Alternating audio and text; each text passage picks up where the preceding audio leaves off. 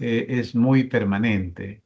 Y ya la consulta más especializada de cefaleas menos eh, que ceden menos al tratamiento, ya involucra más o menos un 38% de esa primera consulta en neurología. Hablamos de cefaleas pues, primarias, secundarias. eh, entonces, tenemos las cefaleas primarias en que no existe un factor causal, sea intracraneano o sistémico, ¿no? Entonces, uno señala, por ejemplo, la migraña, por ejemplo, una cefalea tensional, que muchas veces no hay una causa directa, pero sin embargo, cuando tenemos una causa directa, allá hablamos de una cefalea secundaria, a un proceso inflamatorio, a un proceso expansivo, a un proceso vascular, de distintas etiologías que nos pueden llevar a una cefalea. Aparte, merece, digamos, un trato especial ciertas neuralgias craneales, como la neuralgia del trigémino, por ejemplo, ¿no? Donde hay un dolor intenso en una mitad de la cara, o también una neuralgia del glosofaringio, que afecta principalmente la lengua y zonas de la faringe. Em, Entre las dos, obviamente, la más frecuente es la neuralgia del trigémino. Entonces, eso es de manera global, ¿no? Entonces, hemos hablado como cefaleas primarias donde no hay una causa todavía definida, estructural, orgánica, como la migraña, la cefalea tensional, cefalea en racimos y otras cefaleas que podríamos encontrar. En cefaleas secundarias sí vamos a tener un listado enorme, como secundarios con traumatismo.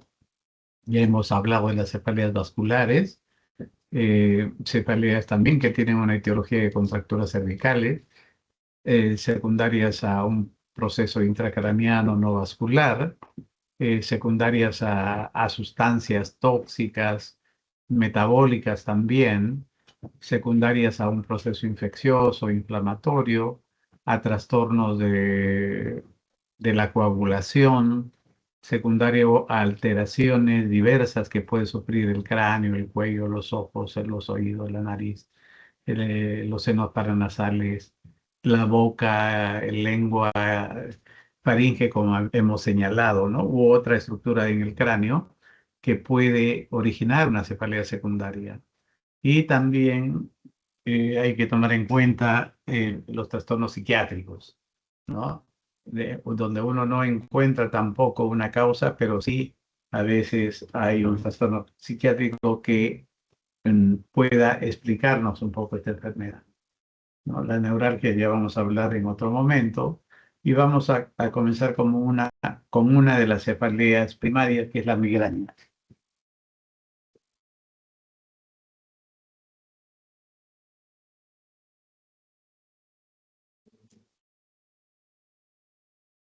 La migraña es un trastorno que aparece en la infancia, en la adolescencia. Muy difícil que la migraña comience en una persona adulta, ¿no?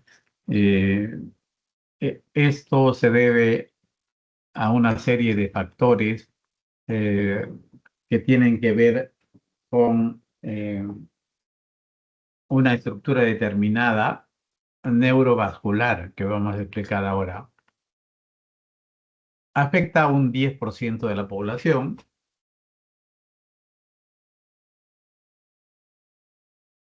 y se distinguen dos formas principales.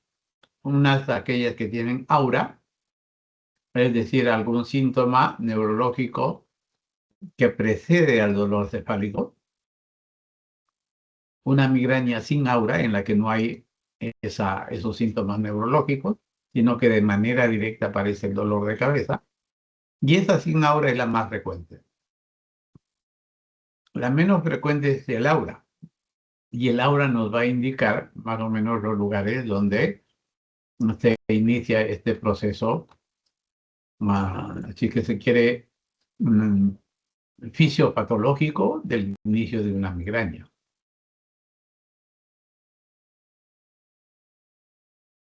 La migraña sin aura, la que aparece de manera brusca, sin ningún síntoma neurológico que lo preceda, puede tener más o menos 5 ataques o más que nos ayudan a tener un diagnóstico y son muy duraderas, de varias horas a días de duración, ¿no?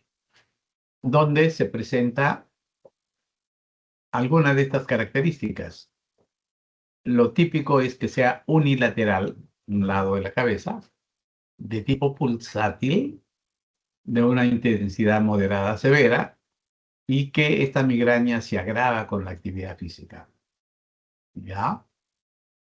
O puede estar agregado también de alguno de estos síntomas, como náuseas, vómitos, fotofobia, temor también o molestias de la bulla, y se hace obviamente un descarte a través de una historia clínica y un examen físico que nos descarte obviamente eh, algún problema secundario. La con aura, ya teniendo 2 ataques con aura, ya nos da un diagnóstico y que presenten al menos estos síntomas, ¿no? Visuales, sensitivos, afásicos, que suelen ser el aura de la migraña y duran más o menos minutos, asociado a una cefalea migrañosa, ¿no? Entonces vamos a tener una migraña clásica de tipo unilateral, pulsátil, de una intensidad moderada, pero precedido justamente del aura, de estos síntomas reversibles. Entonces la migraña es un fenómeno, un 10% es alto de la población y que cuando tenemos vamos a tener que precisar bien el diagnóstico, descartar que no haya ningún problema secundario para tratar de manejar el asunto. La fisiopatología está en relación al sistema trigémino vascular, es decir, del nervio con el vaso, que esta relación va a hacer que se liberen una serie de sustancias, como la sustancia P y otros péptidos vasoactivos a nivel neural que desencadenan la crisis de dolor, ¿no? Y el aura, ya hemos señalado que nos va a orientar hacia lugares de despolarización, de estructuras neurológicas, que nos va a dar eh, estos fenómenos neurológicos focales y nos va a señalar en cierto modo la topografía de la alteración. Ya que tenemos una hipótesis unificada entre el vaso, las sustancias vasoactivas y la parte neurológica, ¿no? La intervención de determinados neurotransmisores, como la serotonina, como el óxido nítrico, otros neuropéptidos, las sustancias PEP, sustancias vasoactivas, que van a desencadenar todo este cuadro de dolor. ¿Qué hacemos cuando tenemos una migraña? El uso de analgésicos, ergotamínicos, triptanes, es un poco la escala, pero a veces ya entramos de manera directa a los triptanes, que son los que nos van a controlar las crisis de migraña. Y después van a haber otro tipo de tratamientos, tal vez de tipo preventivo, pero el tratamiento de la crisis en sí, echamos de manera directa a los triptanes.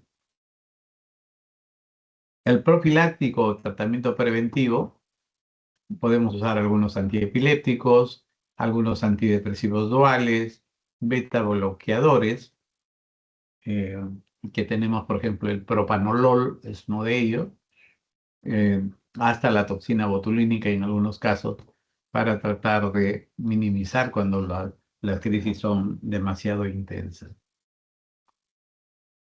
Analgésicos y AINES siempre de inicio van a eh, tener una cierta eficacia, ¿no? Pero ya cuando se pasa un poco esta barrera, echamos de mano a los triptanes. Y acá tenemos una serie de triptanes, ¿no?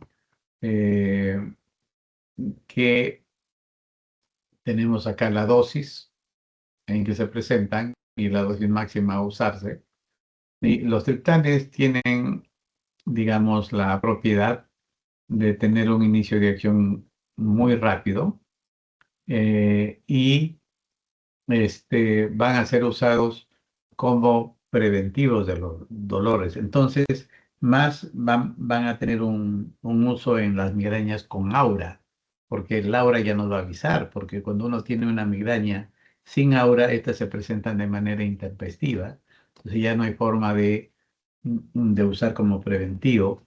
Y los triptanes, como saben ustedes, nos sirve para tratar de controlar la crisis.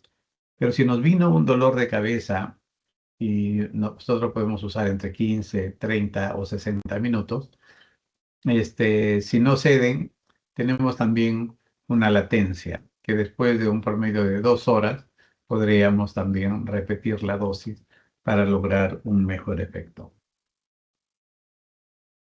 Los otros medicamentos que les he señalado, como el propanolol, vienen en dosis de 40 miligramos y vamos usando desde 20 miligramos y aumentando progresivamente, hasta llegar a un promedio de 40 a 80 miligramos como promedio. ¿Eh? Y hay una buena respuesta usualmente al propanolol. Después tenemos antidepresivos como la amitriptilina, la venlafaxina, que también nos pueden ayudar. Topiramato, el ácido valproico, la flunaricina, que también son usados como medicamentos preventivos. Y últimamente, pues, están en boga los anticuerpos monoclonales, eh, que tienen una acción más rápida y también tienen una acción de alguna manera más sostenida, que pueden ser de aplicación subcutánea y más o menos una cobertura de hasta un mes. Son bastante específicos, pero sí son muy caros este tipo de medicamentos. En la aplicación de la toxina botulínica, que nos va a producir un bloqueo sináptico y de esa manera bloquear los centros neurológicos o redes del dolor. Y de esa manera es lo que viene a ser, digamos, el manejo de la migraña. Otra cefalea, eh, digamos que vamos a tener la más frecuente, miren, de 60 a 80% de las cefaleas, casi todas, son tensionales. ¿Y qué significa tensión? Tensión no viene de ansiedad, la tensión viene de la contractura muscular. La contractura muscular cervical o de músculos craneales son los que, al haber una hipertonicidad, va a generar una contractura del nervio y también un dolor, ¿no? Entonces, ahí sí, si ya es una persona que sufre más de 10 episodios, dura minutos, pero a veces esto se prolonga casi todos los días, ¿no? A una semana de duración, y que sea de tipo opresivo, generalmente bilateral, ya de una intensidad menos que la migraña, más leve a moderada. Y miren lo curioso, no se agrava con la actividad física. Es decir, la persona sale, se va al parque, hace su deporte, se distrae y desaparece el dolor de cabeza, porque está asociado a la tensión, a la contractura, al estrés, ¿no? No hay náuseas, no hay vómitos, que sí lo hay en la migraña, que no, tampoco fotofobia o sonofobia, ¿no? La fisiopatología es muy similar también, tiene que ver con este sistema trigémino vascular, pero además un aumento de la contractura muscular, ¿no? Que va a generar una hipertonía y en algunos casos la isquemia tisular. El tratamiento en estas cefaleas tensionales, la psicoterapia, ¿no? El uso de antiinflamatorios ¿no? También en los medicamentos profilácticos que hemos visto en la migraña, amitriptilina, duloxetina y algunos relajantes como las benzodiazepinas. Entonces, de esa manera hemos cubierto casi la mayoría de cefaleas más frecuentes.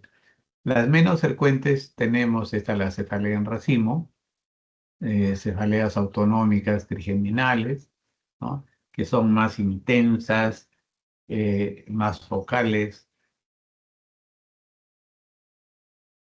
También la cefalea por abuso de medicamentos, ¿no? Hay algunas personas que tienen dolor de cabeza, sea tensional o migraña, y empiezan a tomar y a tener un consumo excesivo de analgésicos, ¿no? Y la paradoja es que no, por más analgésicos que tomen, más bien te va a incrementar el dolor en vez de controlar, ¿no?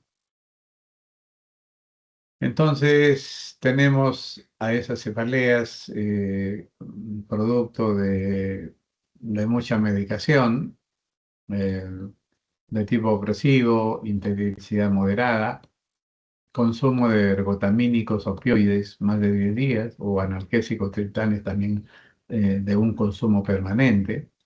Entonces, hay que obviamente suspender este tipo de medicación para tratar de controlar este tipo de cefalea ligado a un aumento de la medicación. Tratamiento, suspensión de ese fármaco, uso de algunos analgésicos de apoyo. La tiaprida es un medicamento que ayuda un poco a controlar esto y principalmente la psicoterapia. Cefalea en racimos es otro tipo de cefalea. Eh, Hay que tener para un diagnóstico más o menos unos 5 ataques, que el dolor de tipo severo, unilateral, orbitaria, ligado a uno de los globos oculares, y se puede observar lagrimeo, inyección conjuntival, obstrucción nasal, rinorrea, sudoración facial, todos estos cambios que podríamos ver más ligados en un ojo. Entonces, eso viene a ser la producida por la cefalea en racimo. Y la frecuencia de ataques son ataques bruscos, rápidos, pero varias veces al día. La fisiopatología también se basa en el sistema trigémino vascular, pero también hay una hiperactividad parasimpática y una más bien hipoactividad simpática, lo que lleva a la tosis palpebral. ¿Cómo tratamos este tipo de cefaleas? De tipo de crisis, oxigenoterapia y triptanes. Y dentro de los profilácticos, al verapamilo y al ácido valproico, que son los dos más usados. También litio, esto más lo manejan los psiquiatras. Otras cefaleas primarias tiene que ver, digamos, que hay que descartar una causa estructural a través de una neuroimagen, una tomografía o una resonancia. Cuando no encontramos una etiología estructural, ya podríamos señalar que estamos frente a una cefalea primaria. Por ejemplo, la causada por mucho frío. Hay una cefalea benigna producida por la maniobra de Valsalva, por mucha tos. La cefalea benigna del ejercicio. Cefalea hípnica en el sueño. Cefalea en estallido. Cefalea asociada a la actividad sexual, que también son algunas cefaleas, pero hay que tener cuidado, siempre hay que descartar una organicidad estructural. Por ejemplo, en la cefalea asociada a la actividad sexual, mucho cuidado de los aneurismas, las malformaciones vasculares, porque eso puede desencadenar en una hemorragia. Entonces, ¿cuándo sospechamos una causa orgánica de cefalea? ¿Cuándo sospechamos de una cefalea secundaria? ¿No? Una buena anamnesis, un buen examen neurológico para descartar signos de focalización, ¿no? Y la identificación de signos de alarma que nos orienten hacia cefaleas orgánicas. Los signos de alarma, una cefalea brusca de gran intensidad, un empeoramiento progresivo, nos puede orientar a una cefalea secundaria. Aquellas que aparecen durante el ejercicio, la tos, el esfuerzo, aquellos que están asociados a algunos signos más focales, como mialgias, como trastornos visuales, como problemas del equilibrio y algunas alteraciones del sueño, ¿no? Cuando esta cefalea aparece de manera tardía, también, bueno, una persona que nunca, casi nunca le ha dolido la cabeza, o algunas cefaleas leves que empiece en la edad muy adulta a presentar dolor de cabeza, es un signo de alarma, ¿no? Sobre todo descartar procesos expansivos. Descartar signos como fiebre, hipertensión arterial severa, estado de sopor, de confusión, signos meningios, signos que nos orienten a una hipertensión endocraniana como es el edema de papila y los signos focales. Muy bien, entonces les voy a compartir estas diapositivas ahí con el delegado. Eh, y eso es, en resumen, hay que, ustedes deben estar preparados para descartar una cefalea primaria de una secundaria. Hay algunas cefaleas un poco raras que ya es un manejo del especialista, como es la neuralgia del trigémino, la neuralgia del glosofaringio, las neuralgias vegetativas también, ¿no? Como la cefalea en racimos, por ejemplo. Pero principalmente están obligados ustedes a conocer y a manejar lo que es la cefalea tensional y la migraña. Muy bien, ¿alguna pregunta, estimados alumnos?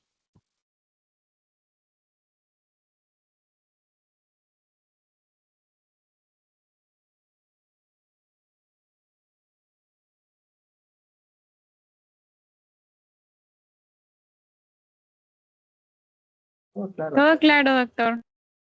Perfecto, entonces ya cualquier cosa ya lo conversaremos o lo conversan con sus profesores de práctica. Entonces ya nos vemos, vayan a su práctica, ¿ya?